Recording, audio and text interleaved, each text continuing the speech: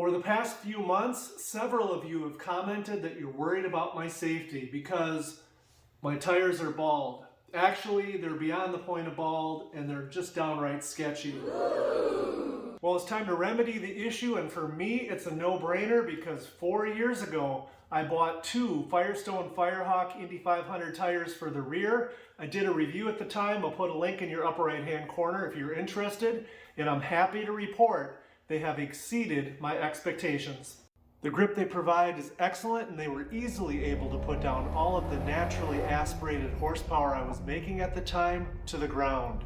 Additionally, they ride well with minimal noise and vibration, and they've managed to hold up quite well despite a lot of abuse. That having been said, now that the C5 is putting out over 600 horsepower at the crank, there are definitely times where the Firestones are screeching for their lives. I've got some tips and some pitfalls for you to avoid when buying tires for your C5 Corvette. Now, these are things that can actually save you some serious heartache, so you're not going to want to miss it. We'll walk through the whole process, A through Z, and a whole lot more next. Toys for life. I'm going to mix it up and go ahead and use the ramps this time. And then I'm going to get the floor jack, and I've got this beam that I've made to support the cradle. I'll include a link to this. You can get it off of Amazon as well if you're interested. And you want to support the cradle in the appropriate location while you lift the car up. Next, let's go ahead and pop the wheel off. I'm going to immediately take the rims outside and using a good quality rim cleaner, apply a generous amount of the product because this is an excellent opportunity to get this interior portion of the rim clean. Use a pair of gloves, don't be an idiot like me. Make sure you spend time scrubbing all the different areas. You'll be surprised at how much debris collects in here, like little chunks of asphalt in Minnesota like to get stuck to the interior portion of your rim. And they have weight, so they will affect the balance. Secondly, it looks nicer when the rims are clean, and most importantly, when they go to put the tape on weights and attach them to your rims, it's only going to stick if the rim is nice and clean. So when you're satisfied, then go ahead and rinse it off with water. Do a good job here because most rim cleaners have a lightweight acid, and you want to make sure you get all of the acid off so it doesn't sit there and kind of eat away at your rims. All right, we're back in the shop. I'm going to go ahead and clean anything else that I might have missed outside. This is my last chance to do that. And we're going to have to go ahead and remove these weights.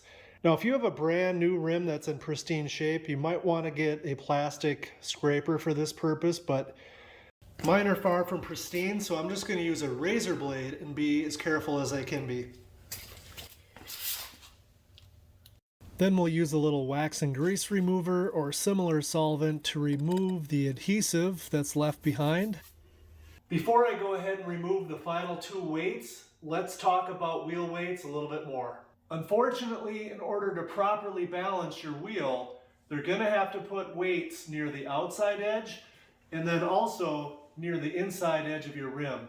The short answer as to why is it's required that they do it this way to achieve both a good static and dynamic balance. If you're not careful and specific with your instructions to the shop that's doing your work, the wheel balancing weights are the part of the job that's going to give you potentially the most heartburn. For example, in the past with rims similar to this, I've gotten them back from the shop and they've put pound-on weights on the outside edge of my wheels.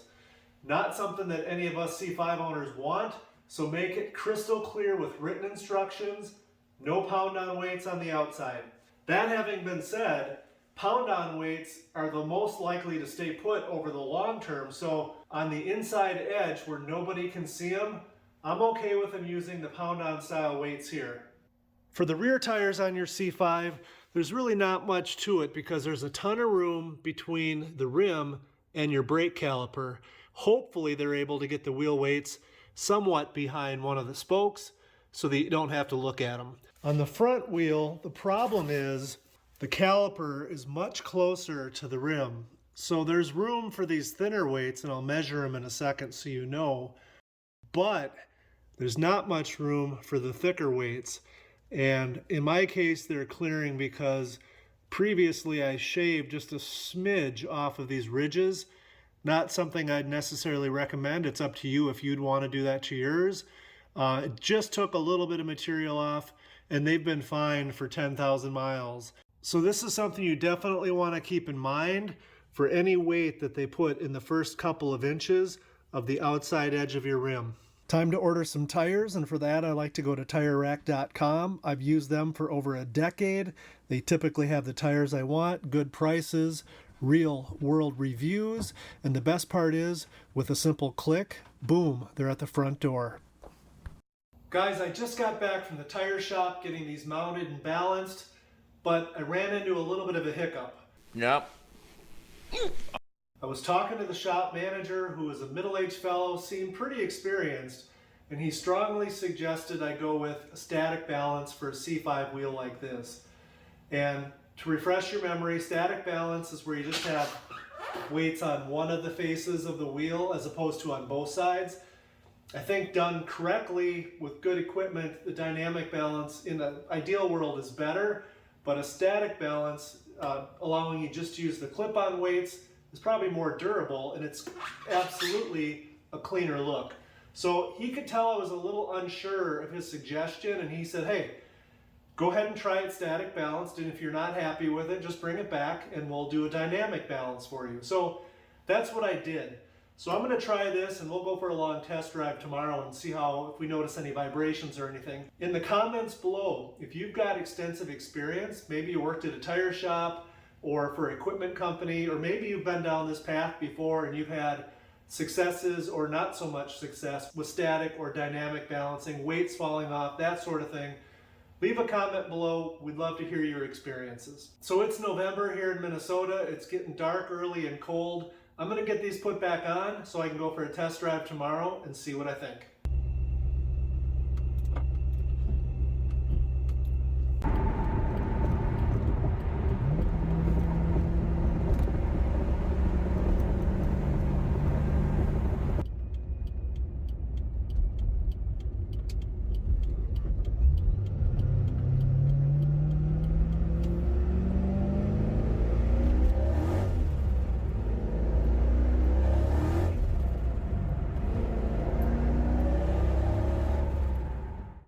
I just got back from a 15-mile test drive on the freeway, and I've got two final thoughts for you. First, all of this talk about static balance and dynamic balance, it gets a little confusing, and in fact, if you've got a pea brain like me, it's enough to make it just kind of hurt. So, if you want to hit pause for a moment, here's a chart that goes into detail and does a nice job explaining the differences between the two types of balance. And number two, for my C5, I didn't notice on my test drive any vibration issues, so I'm happy with the static balance. Now, if you're somebody with a stock C5, a stock exhaust, and you've got a lot of nice smooth roads in your area, and you like a nice smooth quiet ride, depending on how far off your dynamic balance is, you may notice it or you may not.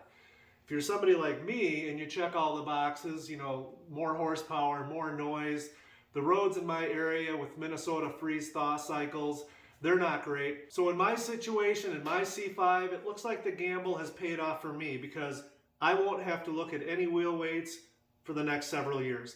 Guys, if you got anything out of this video, please hit the thumbs up, hit that subscribe button, and as always, thanks for watching.